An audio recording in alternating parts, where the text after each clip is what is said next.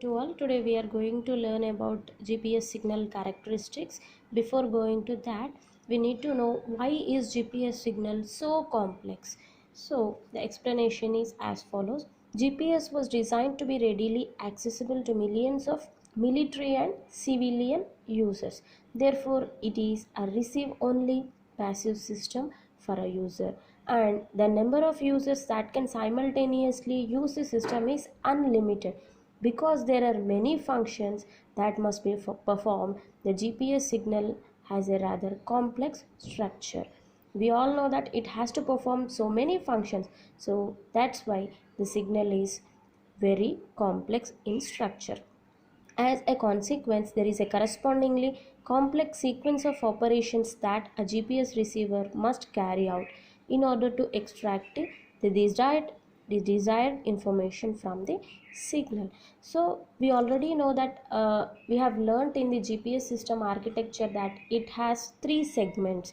First one is space segment, then control segment, and then user segment. We receive the GPS signal from GPS satellite. User segment receives broadcast signal from the GPS satellite vehicles. Satellite vehicles in the coming classes I'll be representing as SV. These GPS signals contain wealth of information. These GPS signals are modulated signals which have a number of components. We must know about the components of GPS signal in detail. Our next topic is components of GPS signal. The three main components of GPS signal are carrier frequency, code or pseudo-random noise code. It is also represented as PRN code. And next one is data. We are in need of the data that the GPS signal contains. This data can be acquired from the GPS along with some carrier frequency. The data that is available in GPS signal contain wealth of information which is used for different purposes. When we receive this data from some particular signal, we need to know from which satellite it is coming. In order to get that identification, the data gets modulated with code. Code, data are in binary format. We know that the GPS signal is coming from the satellite vehicles which are around 20,000 kilometers above the surface of the earth. So this data and code will be lost in their path along which they are coming. In order to make the data and code reach the user, the code is modulated with carrier frequency. This data get mixed with code, and in order to reach the exact data, this code and data gets modulated with carrier frequency. You can see here, in order to make data and code reach the user, the code is modulated with the carrier frequency which has high energy content. These three components, carrier frequency,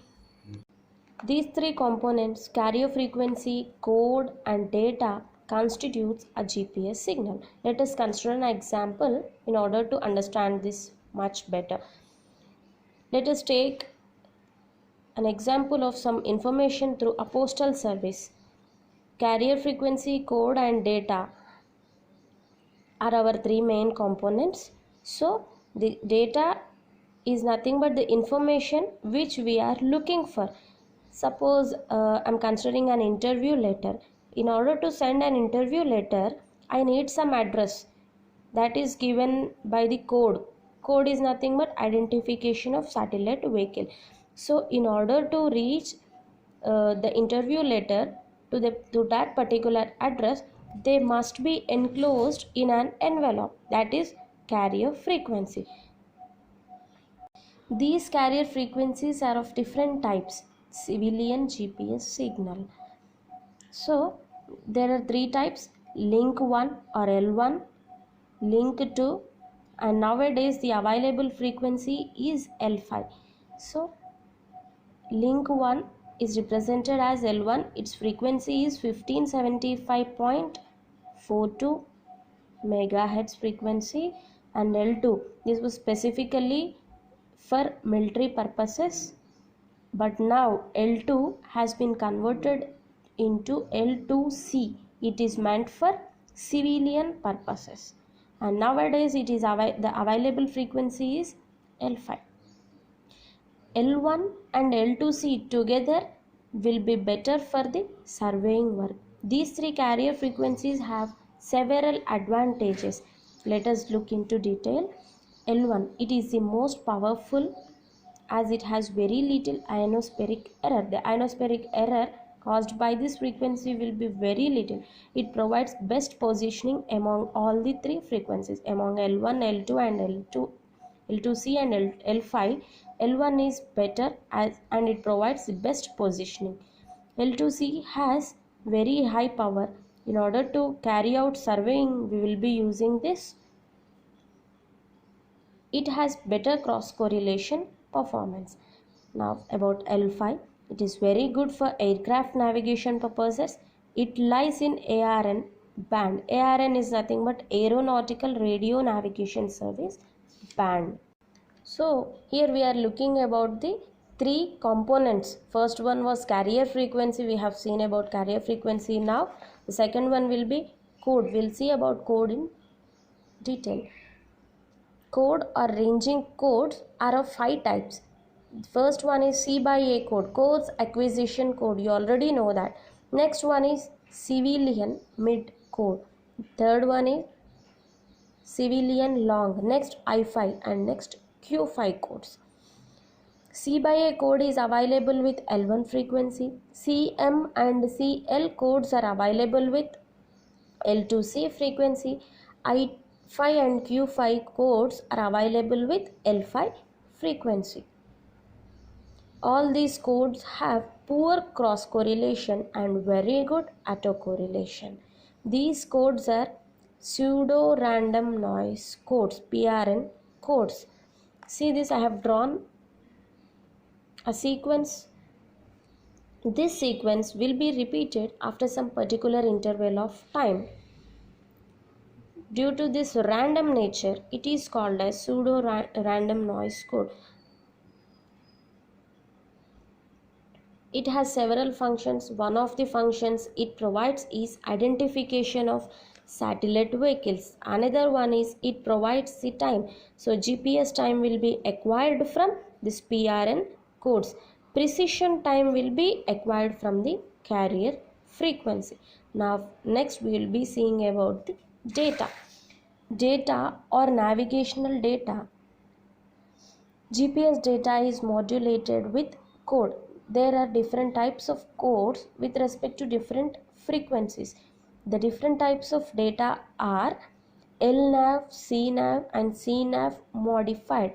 LNAV is nothing but legacy navigational data. This is available with C by A code. CNAV is called as civil navigational data. This is available with CM code, civilian mid code.